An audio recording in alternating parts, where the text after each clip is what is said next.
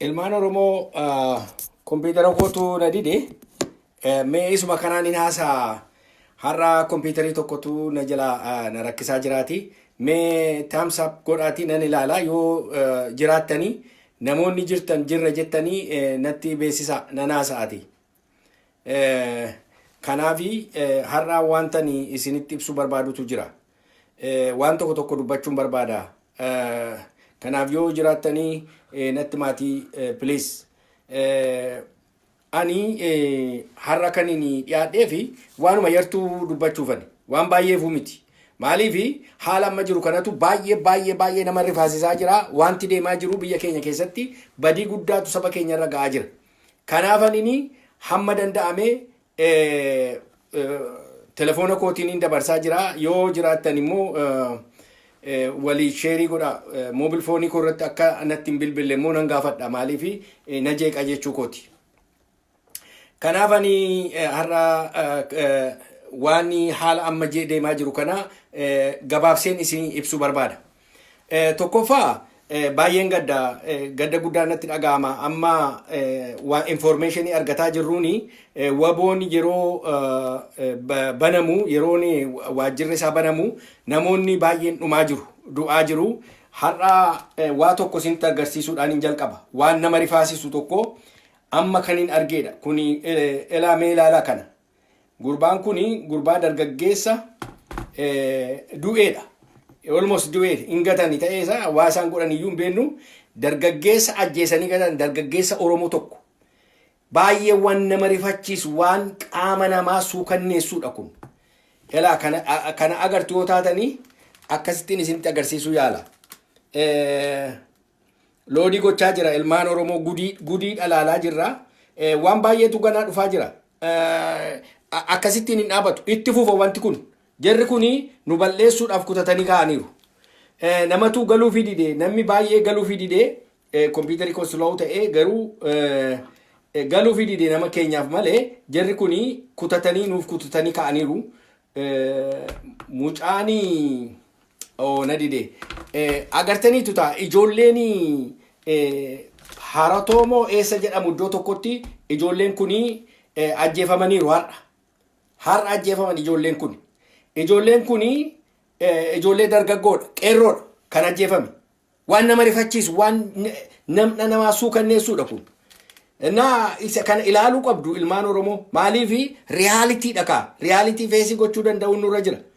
Ilaa amma gurbaa kana agartu yoo taatan ilaa dargaggeessa kan akka itti kufee ciisu. Ilaa mee kana laala. Mee kana laala isa kufee ciisu kana. Mee kana laala isa rukutame kana immoo laala. Isa gajjellaa kana immoo laala ilmaan Oromoo. Akka inni itti rukutame. Meebii isinitti mul'achuu dhiisuu danda'a. Egaa kun maal jedhaa? Warquu Foojaraa jedhama. Ganama har'aa aanaa Boosaatti sirna baniinsa waajjira waboo irratti akkas ta'ee jedha. Isa haasa'uun barbaadeera. Ilmaan Oromoo. Wal'aansoo nuyi gochaa jirru bar. Wal'aansoo nuyi itti jirru akka ijoolleen Oromoo lafarraa duguugamtee dhuftu miti. Akka uummanni Oromoo lafarraa dhumaniif miti. Akka uummanni Oromoo badaniif miti. Wal'aansoo nuyi itti jirru uummata Oromoo walabummaa baasuudhaaf. Uummata Oromoo jireenya isaa tiksuudhaaf. Uummata Oromoo gara deemokiraasiitti gara riippaabilikii mataa keenyaa ijaarrachuutti ce'uudhaafitu wal'aansoo qabaa jirra. Baduudhaafi dhumuudhaafi ijoollee keenya fichisiisuuf miti. Kanaaf miti waggaa meeqa wal'aansoo kan qabaa turre. Har'as wal'aansoo kan qabaa jirru kanaaf miti. Jireenya keenyaaf ijoolleen keenya akka jiraatan akka nagaa ta'an akka jireenya isaanii gaarii akka gaariitti akka isaan deebi'aniif biyyi keenya ijaarrannee Oromiyaan ijaaramee mirgi sarbamuuni nafxanyaan akka isheen nurraa badduuf malee ofii keenya bannee mini kan bu'aa buuf. Har'a yeroo teessanii ilaaltanii Oromoon karaa meeqa dhumaa jira. Karaa baay'ee dhumaa jira. Karaa tokko waboo nyaachiftanii jedhanii gujiidhaaf wallagga shawaa kaabaatiif walloo keessatti waboo nyaachiftanii karaa waboo karaa agarsiiftanii waboo of jala bushitanii waboo maal gootanii waboo kana gootan jedhanii uummata lafarraa duguugaa jiru isaan egaa qawwee waan qabatanii fi addaan walitti ba'anii wallolaa jiru. No problem. Isaanii hamma danda'an wala fixan hamma danda'an wallaansoo godhan hamma danda'an saba keenya habaraaran saba keenya bukkee dhaabatan ijoollee isaanii marrumaan saba keenya keessaa ba'an waan ta'aniif hin deeggerra bukkee dhaabanna wajjin dhaabanna waboo bira akka isaan humna diinaa kana nurraa cabsaniif. Inni kuni lola dhugaadhaaf dhaabate lola yoo wareegamtelee wareegammisaa bu'aa qabudha.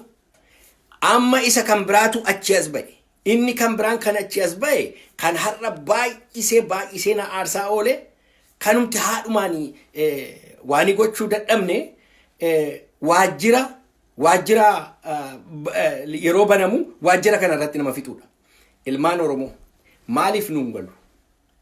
Ilmaanni Oromoo har'a naanna'aa nagaadhaan wal'aansoo qabna jedhanitti akka maalitti ilaalamaa jira beektu? Akka inni itti ilaalamaa jiru gargar cite namatu natti bilbilinaa please. Akka inni itti ilaalamaa jiru namni kun akka inni itti ilaalamaa jiru akka gogorrii itti ilaalamaa jira. Gogorrii dur yeroo bimnoo hiine yeroo jigoo hiine deemnu boqqolloo faa waan akkasii bubuufneetu jigoo qopheessine enna. Gogorrii yeroo dhuftu jigoon sun itti jiga. Akkasitti eeggatu waajjira adda bilisummaa Oromoo. Waajjira haaraatti yeroo baramu yookiin nama du'aa yookiin ijoollee guuramee hidhamaa yookiin waan tokko ta'a yookiin kanattaa yookiin sanattaa balaatu bu'a jechuudha. Ilmaan Oromoo balaa buusuuf mini kan waajjirri banamu. Namni dhumuudhaaf mini kan waajjirri banamu. Ijoolleen kan isheen duutu waajjirri yeroo banamu ijoolleen dhumuudhaaf miti. Warri dhaqee waajjira banu nagaadhaanii wal'aansoo qabnaa. Nuyi namatti hin buunu nagaadhaan deemnaa jedhanii dhaqan. Yeroo kana yeroo isaan achi ga'an ijoollee kana fuudhanii ajjeesu. Nama achitti sirbe, nama achi dhaqe, nama wajjin fiige, ijoollee alaabaa baattee deemtu dhaqanii kaameraadhaan footoogiraafii kaasanii maal godhanii fuudhanii dhaqanii ishee kaaniin ajjeesu, ishee kaaniin hidhu. Amma inumayyuu qawwee fudhatanii laayif buuletiidhaan ajjeesutti ka'an ilmaan Oromoo. Maal jechuudha kun? Mootummaan suni Oromoo hin barbaadu jechuudha. Nagaa hin barbaadu jechuudha mootummaan sun. Kanaaf akka kiyyootti mootummaan suni waajjira banuu kana dhimma itti ba'aa jira. Isa sana qawweedhaaf taankiidhaan lolaa jirra. Warra addana jiru immoo warra dhokate kana immoo attamitti ekspoozii goonee qabanna. Attamittiin dhufanii boqqolloo sana funaannachuu dhufu. Alaabaa sana fudhatanii attamitti fiiganii dhufu jedhanii qophaa'anii eeggatu. Yeroo sana dhanneetu neetii isaan nu hojjetan keessa. Kiyyoo isaan nu hojjetan sana keessa linaa achitti isa kaaniin ajjeesu isa kaan hidhanii deemu. Waajjira galgala dhufanii gubanii deemu. Hoogganoonni warri banan manatti galan. Ijoolleen guuramte isheen kaan dhumte isheen kaan hidhaatti nammite. Kun attamitti dhaabachuu danda'a? Maal gochuutu danda'ama? Ilaa sacrificein wareegamni necessary hin jira, unnecessary sacrifice hin jira. Ilaa yeroo biyya history dhattanii yoo laaltanii, history siyaasiyaa yoo laaltanii, biyyi itti nagaadhaan wallaansoo qabanii, biyya itti nagaadhaan wallaansoo qabanii, biyya demokraatawa ta'e, biyya hiriira baatee nagaadhaan galtu, biyya iyyitee sagaleen kee dhaga'amu, biyya akkasiiti kan itti hidhattee waajjira banattu. Biyya faashistii, biyya nama ajjeesee nama nyaatu, biyya nama balleessu keessatti waajjira banachuuni yookiin waa tokkotu jiraa jechuudha. Diilii gootee jiraa wajjin ilaa naannaa kanatti nama kootti hin bu'inaa, kanan godhinaa, kanaaf iddoo kaniitti nan banadha jettee itti beeksiftee namni kee nagaadhaan dhaqee sirbee maal jedhee nyaatee alaabaa isaa baadhatee waajjira isaa banatee nagaadhaan hojii isaa kun hin danda'amne. Nuyi durii kaasaa himaa turre. Ani isa nagaadhaan straagalii nagaa jedhan kana durumayyuu keessan jiru hin amanus. Hin ta'uyyuu ta'ees hin beeku. Biyya third world keessatti hin ta'u hin ta'an hammoo wanaa lolumaan ta'e.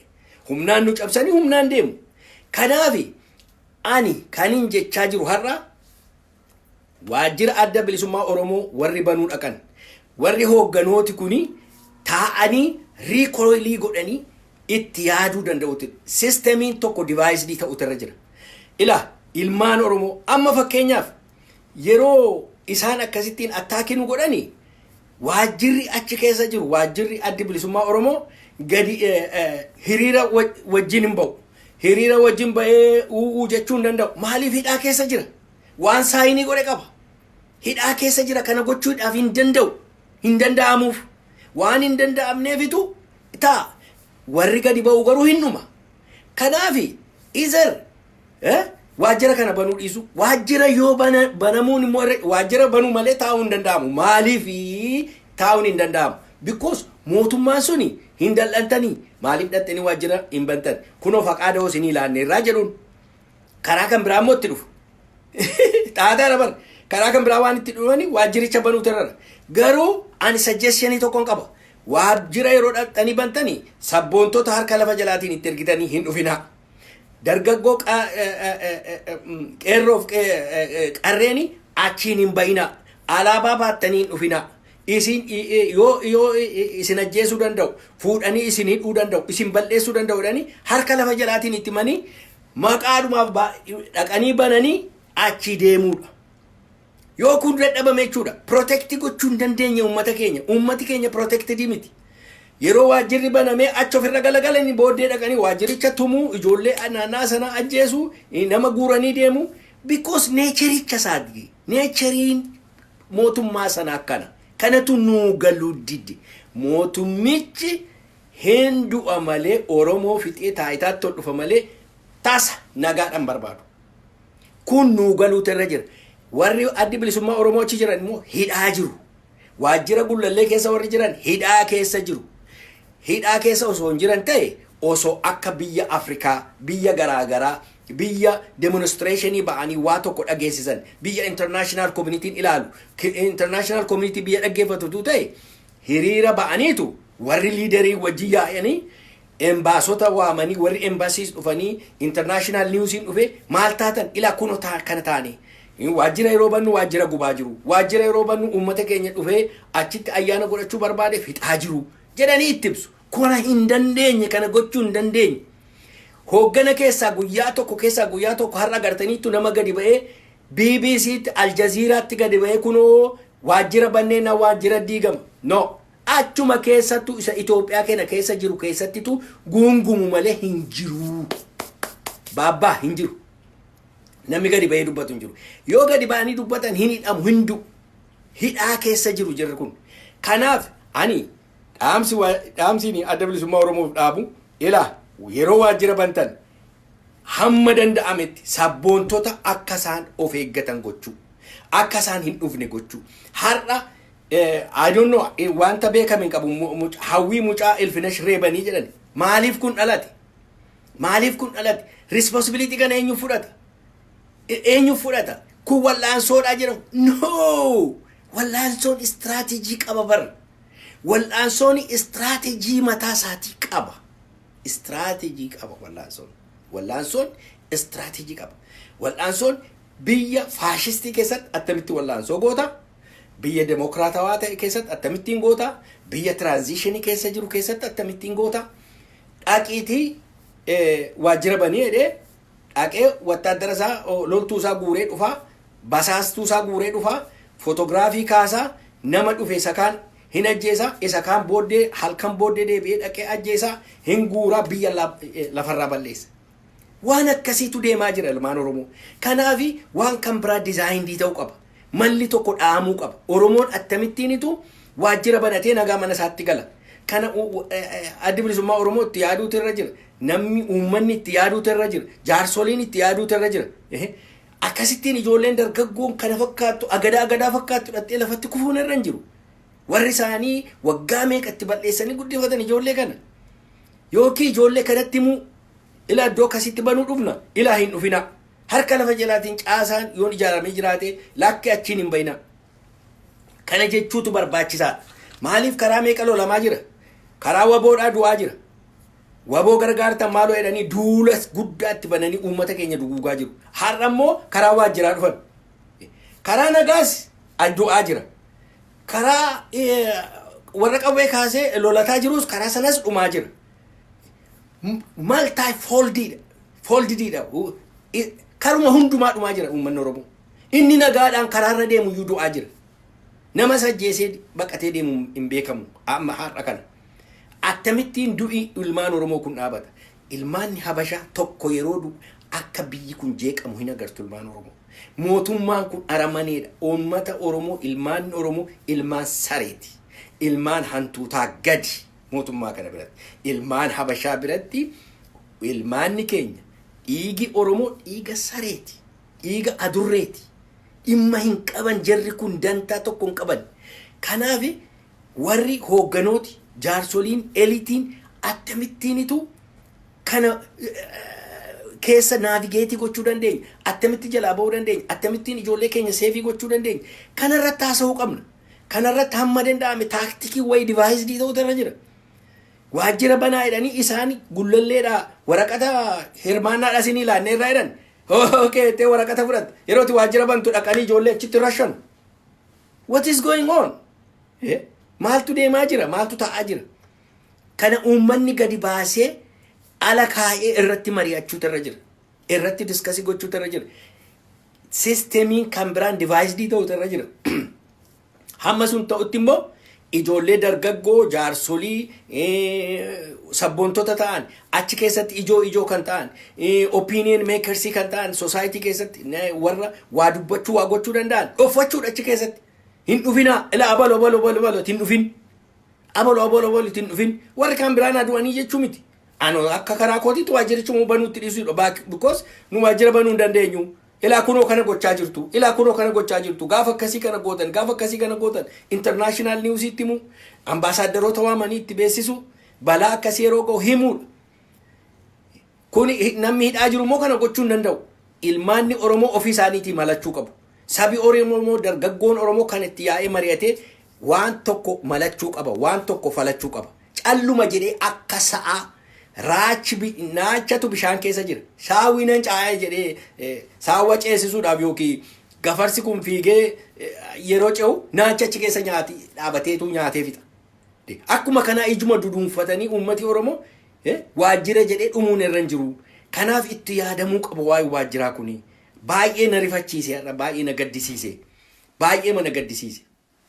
Kanaaf wanti tokko divaayisdii ta'uutu irra jira jedha. Tokko kana. Kan inni haasa'uu barbaade. Isiniin gabaabsa. Kan biraani waa'ee nama tokko haasa'u gidduu kana. Waa'ee leencoo baatii kana godhee sana godhee kana. Leencoo baatii gaafa Ameerikaa dhufe kaasee gaafa Keeniyaa galee kaasee yeroo gaafa ni dhaabee natti bilbilee ture. Gaafa sanaa kaasee kana hojjetan. Haaraa miti. Maanni rakkina tokkotu jira. Rakkina kanan isinii ibsuu barbaadeerra. Uummati Oromoo rakkina guddaa qaba. Uummati Oromoo jecha tokko jira. Maqaa namaan dheenaa. Hin dubbatinaa. Waa'ee namaa bukkee qabi dubbadhu jedhu. Yeroo akka jedhanii hattuutu biyya keessaa hin hataminii. Aadaadhuma keenya barkun. Abalutu naa hatee jedhee dhaqeen dubbatu. Naanna'aa keenya galgala kan dhafanii mana namatti dhiibanii mana namaa cabsanii waa fudhatan beekama abbaasaa. Namni kun adabamuu didee jedhee haasa'a. Abalu jedhee haasa'uun kasasuun barbaadu maqaa namaa dha'uudha kaa.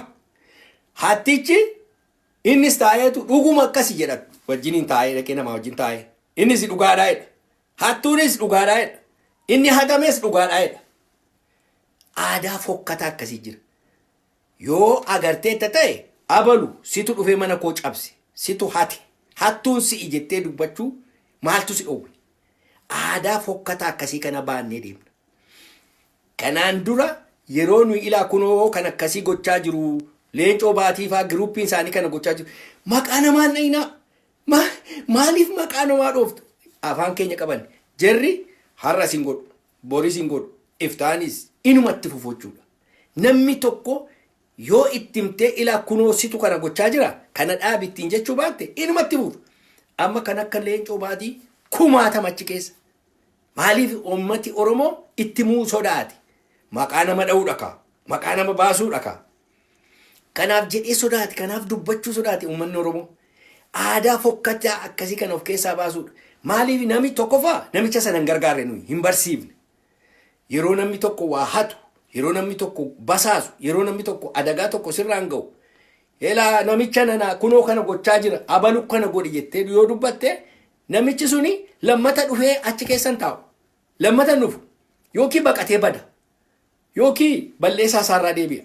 Amma gara lachuuttuu gargaaraan jiru ilmaan Oromoo. Gara lachuuttuu namicha sana gargaaraan jiru nuyi. Maaliif beektu? Namichi hinumatti fufa. Namichi hinumatti fufa. Waan hojjetu kan hinumatti fufa. Dhaa'in dhaabu. Waanuma akkasiitu godhame. Adda bilisummaa Oromoo keessatti kan godhame, alatti kan godhame kanu. Namoonni tokko tokko nu jala deebi'anii kana godhu. Namoonni tokko tokko eenyutu godhe? Abalu godhe nee yoo dubbanni maa maqaa namaa dhooftaa? Aadaa fokkata akkasiitinitu wal tortorsee wal bukeessee gangalatee waggaa 40-50 kanuma keessa baane. Har'a reefuu namni tokko keessaa baheenaan hundumtutti duututti ka'e. Hundi isaanii akkas. Barbaaddanis jaallattanis jibbitanis. Kanaafi keessaa baasaa warri ibaatii dubbadha. Kana booddee uummati gara tokkotti deebi'u. Gara tokkotti deebi'u qaba uummati Oromoo.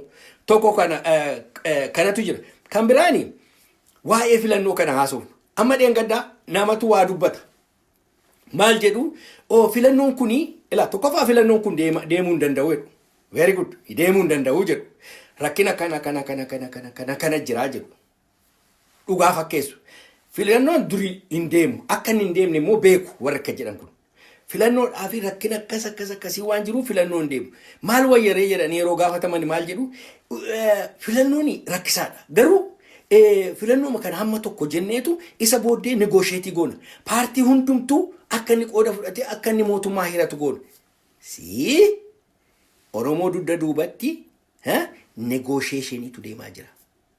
Abiifaanii qooda akka fudhatan. Maaliif akka waan hin moone waan beekaniif karaa booddee daldaltoota isaanii uummata Oromoo keessa gashanii intini gochuun nurra negoosheetii gochuun nurra jira. Paartii hundumtuu qooda fudhachuutu irra jira. Taayitaa hirachuutu nurra jira jedhanii haasa'u. Wait and see. Ji'a tokko ji'a lama booddee maal jedhu nuyi keessumatti warri Oromoodha. Walloluun nurra hin jiru. Ijoollee warra waanii keessas biltsiginnaa paartii keessas Oromoodha. Isaanis Oromoodha. Walloluun nurra hin jiru. Hundumti keenya wiineriidha. Win situation uumna. Hundumti keenya wiineriidha. Kanaafi taayitaa hiranna. Abiyyi Prime Ministerii ga'ee itti hafu. Abalummoo kana ta'u yookiin immoo daamaa cheezii taphachuu dugda uummata Oromoo irratti. Daamaa taphachuu. Kanaaf qophaa'anii jiru uummata Oromoo. Wait and see. Kanatu ta'uudhaaf deemaa jira. Mark my word. Kanatti adeemu jirri kun.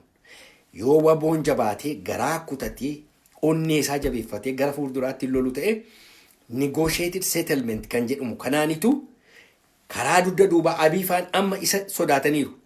Waboo gowwoomsuudhaaf amma teeknikaalii isuman kanaan dura jedhe gaaddisa maaloo jedhanii inni isaan qopheessanii teeknikaal komitee nambar 2dha jedhee dubbadheen ture yaadattootaa tan viidiyoo kootaatan har'a dhuguma ta'e kuno. Inni nama jedhusi mark my word hin ta'ammas kunis ta'uudhaaf deemaa jira. Kan isaan godhanii negotiated settlement godhaniitu agaa amma nagaa barbaanna jedhanii maaliif amma waboo cabsuudha sabooddee hundi isaanii galagalanii waboo cabsuutti adeemu. Kanaaf uummata Oromoo kana baradhu waboodhaa wajjin dhaabachuutu barbaachisa. Waboodhaa wajjin dhaabatanii maal jedhu referendamii gaafanna. Referendamii barbaanna. Baay'ee man gadda yeroon kana dhaga'u. Referendamii attamitti argatta? Referendamiin kan geggeeffamuu danda'u diinni gaafa baqatee biyya kee keessaa ba'ee foramii bilisa ta'e irrattitu referendamii geggeessita. Kun osoo hin jiraatin hin danda'amu.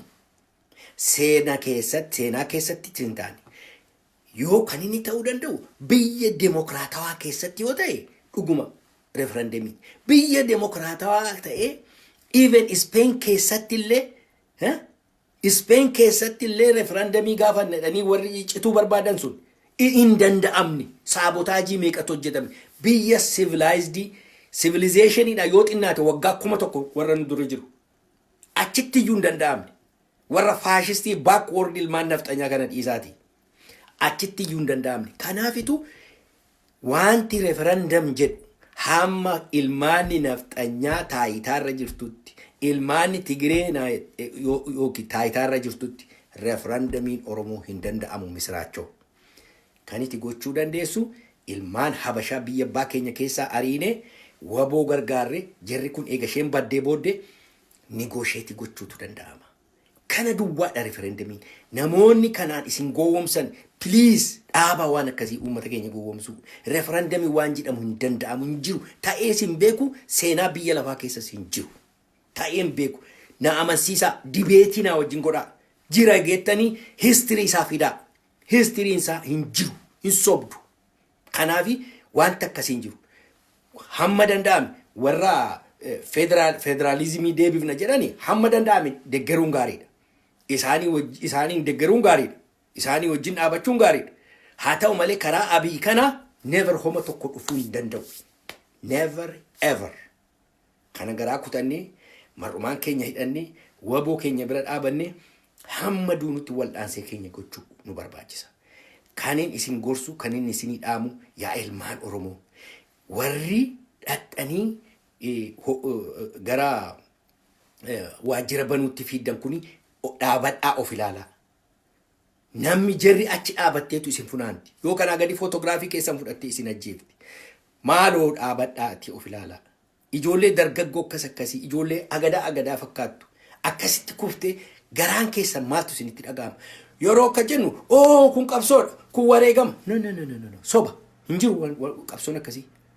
Yeroo namni akkasitti si wareegu hogganni inni kana gaggeessu silaa ambaasaadara waamee lafa cinqee Finfinneen abiddatu galagala ture. Kana gochuu immoo hin danda'an hidhaa jiru isaan.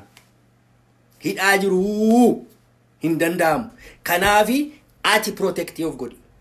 Sabboontonni walitti dhaamaa. Gaafa isaan waajjira bananii hin dhaqinaa dhokadhaa. Isa booddee gadi ba'aatii wal ijaaraa.